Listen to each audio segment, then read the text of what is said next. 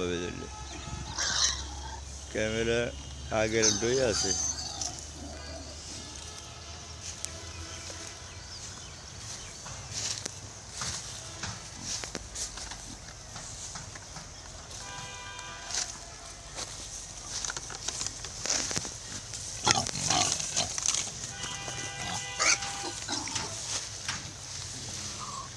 চেগার এনে বেশি হয়ে গেছে, এনতে একখান চেগার কমান লাগবে, কমাইয়া এই মাঝখানে একখান ভালো করে শক্ত করে বেড়া দেয়, তাহলে খোয়া ঠিক থাকবে। এই যে নাইলে যে কোনোটাই ভেঙতে পারা দেবো না।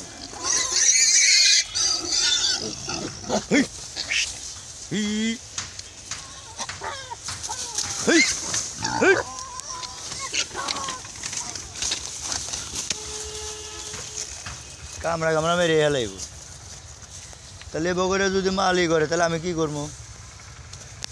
হ্যাঁ, বাল কয়ে যে বেশিক্ষণ খোয়ারের মধ্যে রাখো, সেই জন্য ভয়। মাল তুলবো না, আটকামো না।